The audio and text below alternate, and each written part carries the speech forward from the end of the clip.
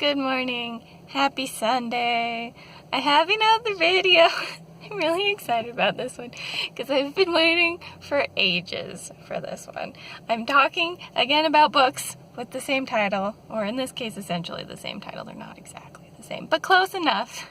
And I had a great time. So, let's hop into it. First, we have Thorn by Intistar, Khanani. And then we also have The Thorn by Beverly. So, I actually finished Thorn a few weeks ago. I've been sitting on this book and wanting to talk about it for forever. I read it with my writers group. It's part of our book club that we did, and it was so good. I loved it so much. And then this one, while still a fun book, it took me much longer to read. Obviously, if I'm saying that I finished this one weeks ago, I've been reading both of them all month, and this one just took a little while. It was enjoyable, but it took a little while. So there we go. The answer in this case is yes, I do like books with Thorn in the title.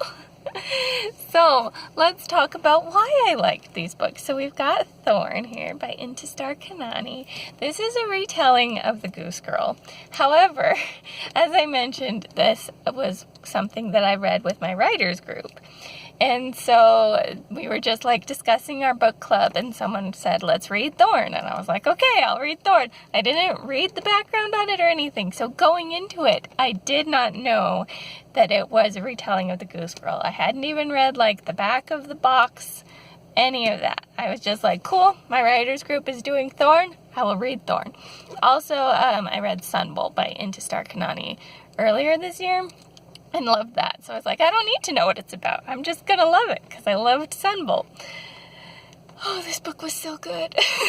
Finding out like halfway through that it's a retelling of Goose Girl was like the best way that I could have discovered it. It was so fun. And there were so many other little elements in this that were just my tropes. My tropes. Our main character is the Princess Alira, and she's been kind of picked on and beaten up a bit by her family. I really hated all of them. They treated her like trash, and that was upsetting. But like in her homeland, when she was going to go find her place to just be herself, she had this little valley she'd go to where she could talk to the wind, and the wind kind of talked back. I love the wind personified as a character, and then reveals later in the story for how wind comes into the story later. So good. So good. I loved it so much. And the horse Falada in this, oh, poor Falada. Oh, still crying about it. Also, if you know the story of the Goose Girl, if like looking just on like the Wikipedia of what the original fairy tale was, it's basically that this princess and her servant are going to a kingdom where she's going to get married to a prince. And then along the way, the servant gets really upset and is like, you're going to pretend to be the servant and I'm going to be the princess. And that's how the story goes. Then once they get like to the kingdom, the actual princess gets turned into a goose girl. And then there's this whole thing. And so in like the original fairy tale, there could be justification for them not recognizing the princess because, hello, you know, they've never seen her or whatever, and it's just like an arrangement between nations kind of a thing.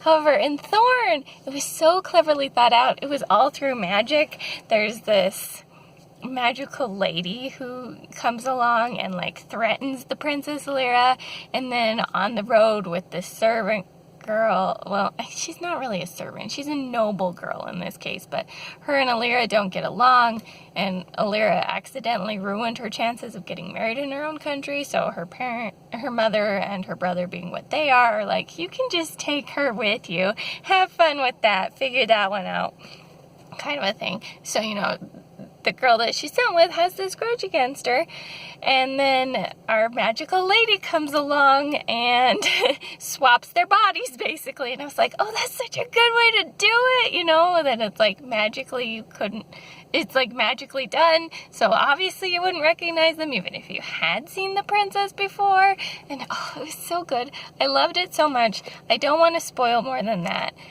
Even though I guess if you've read The Goose Girl, you'll probably essentially know where the story's going, but oh, it was so good. I highly recommend it. One of my favorite reads of the year so far. So that is Thorn by Intistar Khanani. And then we've got The Thorn by Beverly Lewis. So as you may be able to guess from the cover of this one, this is about an Amish girl. This was actually a really fun read for me.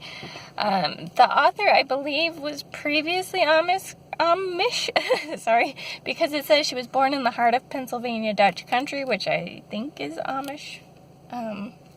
It's at least like the area they come from, if not like directly, yes, she was Amish. But anyways, in this one, it was really fun to get through all the Amish stuff.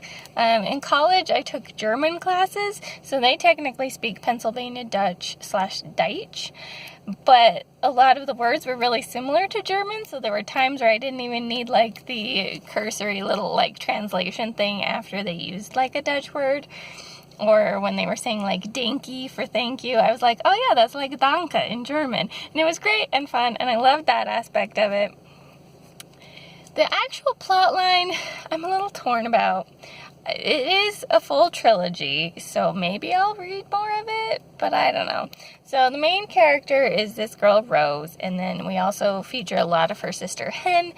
Her sister, Hen, got married to an Englisher, which is someone who's not Amish, so she lives like in the modern world versus the Amish world now. And then Rose has this friend who was adopted into the Amish community but grew up outside of it and is kind of being fostered by the Amish community, basically. And I think that those two things are kind of my big issue with it. I really enjoyed Hen's story, and I wanted to see how that played out.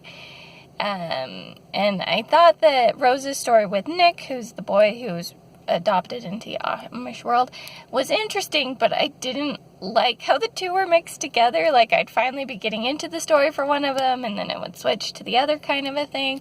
Also, some of the formatting in the book was a little strange. The prologue and the epilogue of this book are in the first person, and then the rest of the book is in the third person, and I was very confused. I read that prologue, and I was like, I'm here for this. This is an interesting prologue. She's talking about how her mom got crippled by falling off a carriage in a ravine kind of a thing, you know. Interesting prologue and setup, and then all of a sudden we're in the third person, and when I'm in chapter 1, and I'm like, what's going on? And it took me a little while to get into it for that, and then going back to the first person in the epilogue, and I don't know why you would format it that way. It was honestly, in a lot of ways, more readable in the first person than the third person, so I wish they'd just stuck with one or the other, preferably the first person, because that was really doing it for me. But here we are. Also, just a random other side note, I don't know why this book is called The Thorn. Like, obviously titles don't always have to super connect, but I don't get it. Why is it called The Thorn? There was nothing, like, super about thorns or anything. I guess, like, the ravine area where her mom got hurt kind of had like a thorny area with brambles and things, but it wasn't like a super relevant part of the story. At least with this Thorn, after Alira gets turned into a servant girl, that's the name she takes for herself, is Thorn. So, you know, I see where this title came from. This title, I do not see where it came from. But, you know, whatever. So, there's my thoughts on books with the name Thorn. If you do like Amish stories or are interested in that kind of thing, I think this was a fun one. I did enjoy it. It just was a little harder for me to get through than the other. But if you're looking for a fairy tale retelling, go with this Thorn. It's so good. I cannot too highly recommend it. I cannot. So yeah, that's all I've got for now. If you've read either of these or have thoughts on other books that have Thorn in the title that you think might be a fun, like, addendum to this video, feel free to comment down below. If you've read Thorn and want to talk about it, this Thorn, and want to talk about it, I need people to talk about with it. My writing group hasn't had our meeting for it yet, and I'm dying, but it's coming up this week, so it's fine. I'll have someone to discuss it with soon, but I'm so glad that it was one that we picked for that, because I just want to talk about it with people. Anyways, that's all I've got for now. Feel free to share thoughts and comments and questions and recommendations of other books with the same title even that you think I might enjoy. This is the Umlaut Harper signing out.